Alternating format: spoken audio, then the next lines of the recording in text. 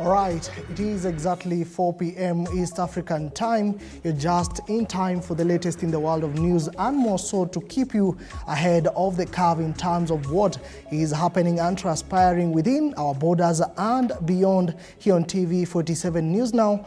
My name is Moige William. Welcome to the broadcast. Now, top on our focus this afternoon, scores of Kari Primary School pupils in Kisii Central Sub-County have been rushed to hospital for emergency medication following an attack by bees. According to the medic in charge of Oresi Sub-County Hospital, Christobel Mogeta, 49 learners were stung severely with bees, out of which 14 are in critical condition. 39 responded to the medication, stabilized and were later discharged, while those in serious reaction to the stings continue to receive specialized treatment.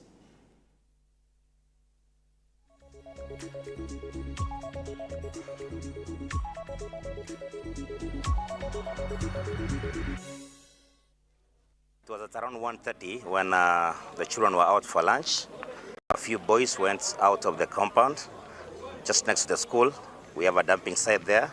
They went to look for loquats. When they touched on the loquats, unfortunately there were bees there that landed on them, and the kids ran to school for protection. As they were running to school, they came with a swarm of bees to school, and the bees came to school, but we really tried as a staff, through our teachers and a few parents who were there. We contained the situation, and we brought a total of about 49 people who were injured. I also want to thank that our office responded very positively. They were there with us the moment it happened. So we brought 49 children to our nearest facility, which is Oresi facility, which is 49 learners from Kari Primary School. They were brought in by the teachers.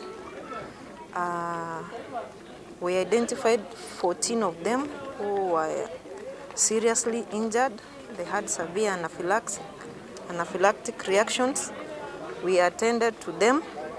They are now stable, and the rest 35. And the rest of the 35 were very stable. They have been discharged home on OROS. The 14 have stabilized very well. We are planning to release them home anytime from now. All right, we are keeping tabs on that particular story. More details in our subsequent bulletins. Moving on, a non-governmental organization in Busia County has donated bicycles to over 40 students at the Our Lady of Mercy Girls School in the county. The move will ease the mode of transport of the girls and ensure they report to school on time. This donation will aid in curbing early pregnancies in the area from boda operators who most of the time take advantage of the girls as they frequently drop them to school. More than 5,000 students have benefited from the donation in different secondary schools in Busia County. Wetu wa kike wengi wanaomba lift kutoka kwa wenzetu ambao wanaendesha pikipiki za bodaboda, na wanapoendesha hizo pikipiki na mwishowe wanaweza kujikuta wakiwa na ushirikiano wa kimapenzi na hawa waendeshaji wa bodaboda na wanapatwa na mimba za mapema. Tumeweza kufanya kazi na shule 7 ikiwemo ya leo, na kila shule huwa tunatoa kati ya baiskeli 25 na baiskeli 65. Lakini zile za Buffalo branded tumepeana baiskeli 350. Kwa jumla ni wanafunzi zaidi ya 5,000. Manake hiyo baiskeli ni ya mwanafunzi tunampea leo, lakini mwenzake pia kuna nafasi ya kutumia, na tunawahimiza wanafunzi wakitoka eneo moja waweze kubebana, hasa wasichana kwa mwingine. Some of them, and especially when even the parents have no money to put them on boda bodas, we find that they don't come to school, and I'm sure this one will enable them. All of them will be present to learn well and to get all the content and to perform well. This project will help us to avoid teenage and early and unwanted pregnancies, which mostly are caused by bodas. As somebody trekking for over 6 kilometers away, when you get home, you cannot do your homework as required. You'll get unwell, so you'll not come to school. But if a child rides 6 kilometers away, then probably the child will be able to cover about 3 or 4 kilometers, or even probably 2. Moving on, Environment Cabinet Secretary Soipan Tuya has defended the government move to lift the ban on logging. The Cabinet Secretary says the government has put in place elaborate plans that will ensure the country's forest cover is safeguarded. Speaking during the official launch of the ministry's 2023-2027 strategic plan, Cabinet Secretary Tuya noted that the government is determined to ensure that Kenya utilizes her available resources in mitigating climate change. The 4-year plan that has been anchored in 5 main objectives will guide the ministry in key areas to focus on, in line with the bottom-up economic model. Of staff. The Kenya Forest Service, you are in every part of this country. You need to go out and explain to Kenyans what the commercial forestry aspects of our sustainable ecosystem restoration is all about, so that we don't have misinformation going around that when we embark on commercial forestry, that it is going to negate the ecosystem restoration efforts that we are undertaking as a country. We are taking the lead to ensure that in Kenya, we are rising together to deal with these challenges. And my ministry will leverage on emerging issues, including the carbon markets, artificial intelligence, to ensure that our vision of a clean, safe, healthy, sustainably managed, resilient environment and natural resources is achieved. We will aspire to safeguard a sustainable environment, ensure healthy ecosystems, protect biodiversity in line with our obligations under our various bilateral and multilateral regulatory and policy frameworks. Elsewhere, Nzoia Sugar Company has suspended its operations for 4 months. This comes after Agriculture and Food Authority Board ordered the closure of sugar companies in Kenya in order to give ample time for growing sugarcane in a period of 4 months. Acting Managing Director Nzoia Sugar Company Limited Ezron Kotut says this will give the company more time to plant more sugarcane at the nucleus estate surface. He has further noted that the National Youth Service will help in the sugarcane plantation. Juzi wakisema kwamba Rais na Raila wakae chini waongee. Msimamo wetu kama chama cha UDA na kama Kenya Kwanza ni kwamba hatuna shida. Rais ni rais wa kila mtu. Rais ni rais wa wale waliompigia kura na wale hawakumpigia kura. So our president is ready to engage with any Kenyan. Hata Raila Odinga ukitaka rais, wewe uko na simu ya rais, piga simu State House, rais wetu wako tayari kuongea na wewe for as long as tusiharibu Kenya, tusicho. All right, apologies for that. That is UDA Secretary General Cleophas Malala, who says the Kenya Kwanza government is ready to engage the opposition on development matters and not handshake, as it has been in the previous governments. He was speaking in Chavakali, Vihiga County, where Malala was accompanied by Governor Wilbur Ochilo and other Kenya Kwanza leaders, who said it is high time leaders dialogue and find other ways of solving issues in the country. All right, that is the soundbite that we had played for you earlier of Cleophas Malala, who is the UDA Secretary General. Now, moving on to another story whereby matters education is the reforms in the competency-based curriculum have continued to elicit mixed reactions, whereby among education stakeholders in different parts of the country, there is among them the Kisii, the Mwamba Academy head teacher James Othiambo, who has said that Kisii is differing with the proposals to have the Kenya National, the NEC, that is NEC, to be assessing learners, but rather have it that students should come up with strategies where learners will transit to senior secondary schools according to the abilities that they have been assessed.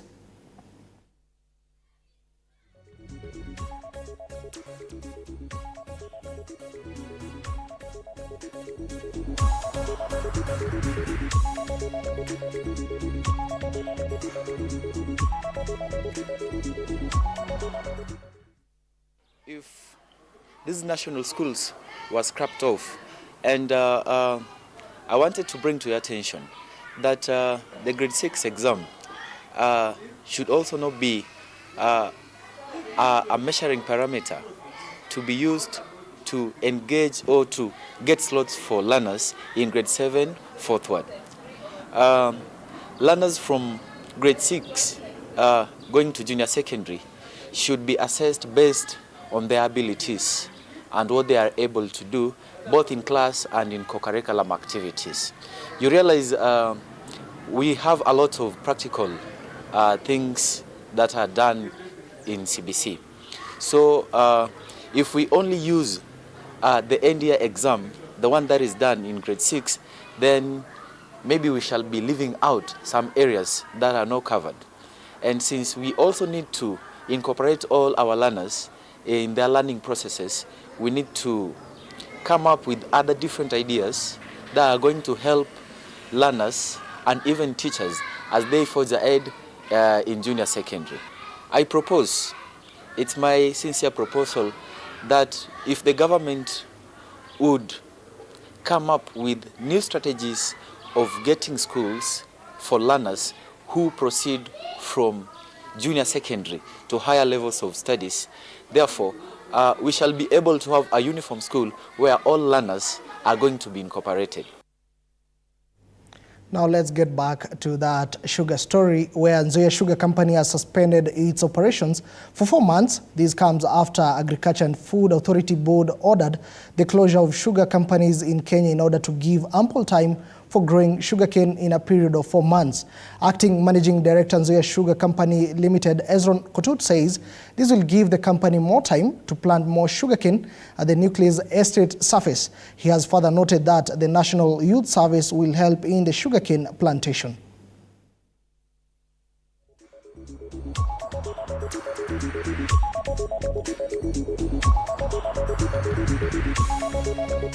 Passing through the challenge of cane shortage, whereby millers have been milling cane that is underage.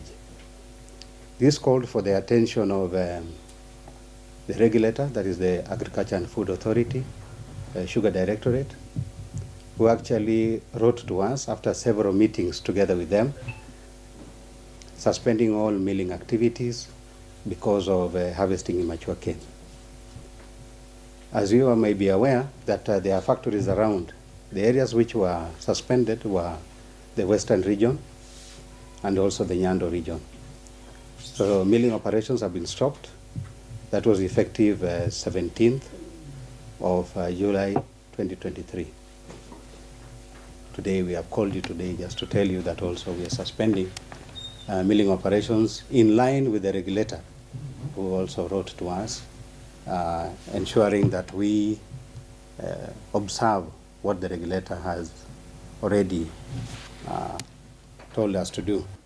Has made arrangements to deploy between 200 and 300 NYS staff. Hata si itakuwa hii yetu hii sijui RRI nini. So NYS by next week will be, we are just working on modalities. Itakuwa namna gani? Watakuwa wameingia kwa shamba ya nucleus, kupanda, kupalilia, and to do everything, of course, together with our people. Moving on, in an effort to discourage the brewing and selling of illicit brew, Thika Law Courts has destroyed over 1,000 liters of illicit brew. The exercise was led by Thika Chief Magistrate Stella Atambo, accompanied by other magistrates and members of the multi-agency team, with Atambo commending the team for a job well done. She, however, said the judiciary has not been left out in the war by ensuring they impose heavy fines and sentences to the suspects to the extent that anyone who wants to open a liquor outlet will be willing to comply. We are here today at Thika Law Courts to participate in the process of destruction of the exhibits that have been forfeited and produced in court during the fight against illicit brew and narcotics. And we see that it is a fight that is nationwide. And so as a court station, we have our own internal procedures on how to handle the exhibits and the illicit brew that has been forfeited to the court after the accused persons have taken plea and been convicted. And in this destruction, this is just a way of concluding the case in the sense of ensuring that this illicit brew or the exhibits that have been forfeited in court do not find their way into the market. Then we ensure that an exhibit destruction certificate has been signed by the magistrate or the court administrator, and other stakeholders sign as witnesses. And this is real proof that the fight against illicit brew and drugs is really taking a good course, in the sense that once forfeited, once an accused is convicted, then it does not definitely find its way back to the market. And on that note, we also wish to acknowledge as a court that the numbers now in the crackdown have reduced. Elsewhere, the Gashororo Level 3 hospital facility has been upgraded to Level 4 so as to improve on the quality of healthcare services in Juja for residents who have been relying on Thika and Ruiru hospitals for medical services. According to Kiambu Chief, that is CECM in charge of health, Dr. Elias Maina, the tender for expansion of the facility has already been awarded and is expected to be completed in 6 months.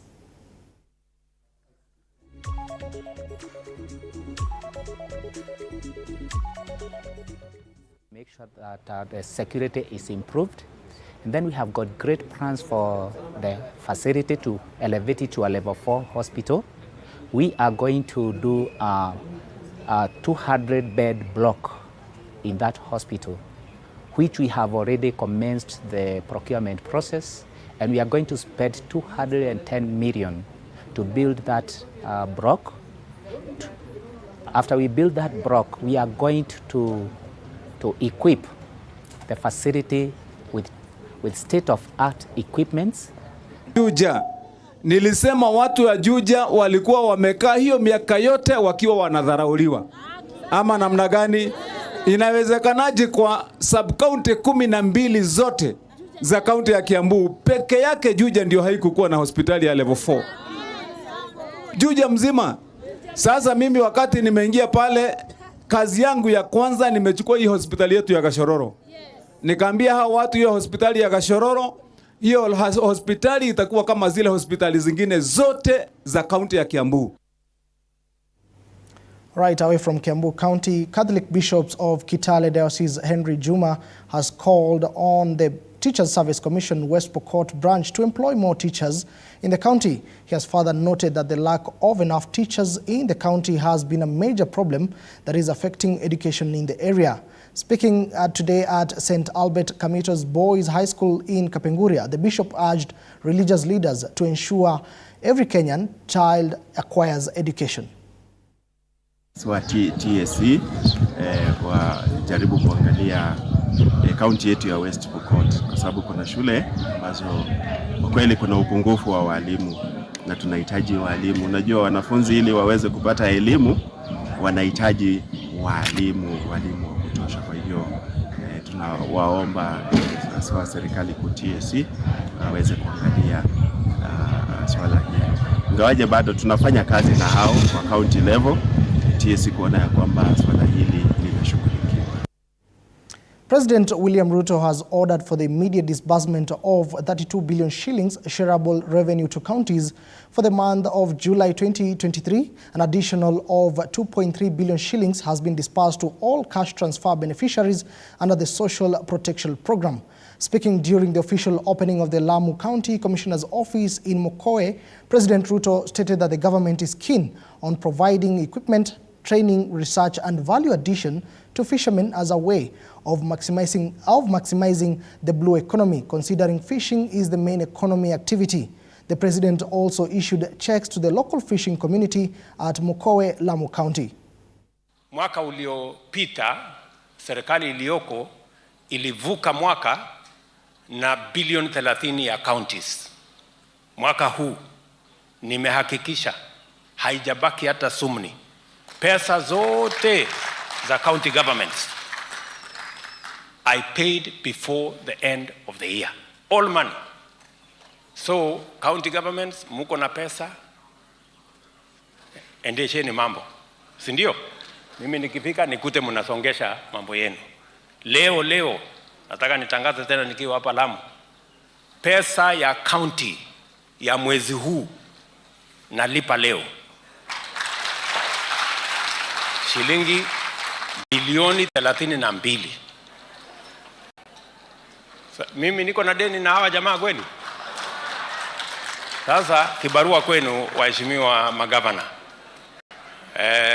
Sasa kawaida mnasema national government wanatuzuia, wako na pesa nini. Mimi niliahidi ya kwamba we support devolution because we know what devolution can do. So leo mimi natoa bilioni 32 kwa county governments ya Republic of Kenya ya mwezi huu, sio ya mwezi ingine. Ile ya mwezi uliopita nilimalizana last month. Ya mwezi huu leo. Namna hiyo. Si hawa jamaa bado wako na sababu kweli ya kukosa kufanya kibarua?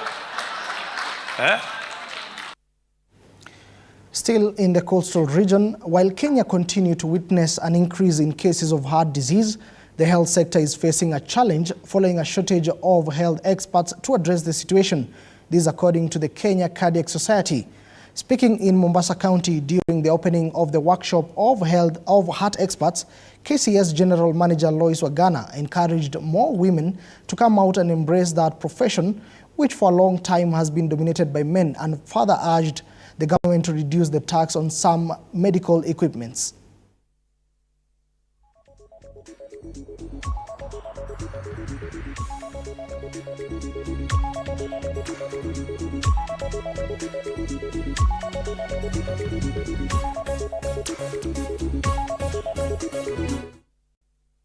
To encourage various players in the cardiovascular field to come together, to put their efforts together and be able to reduce the burden of cardiovascular diseases. One of the challenges we continue facing as cardiovascular health workers is not having enough resources in terms of human and other resources, equipment and so on.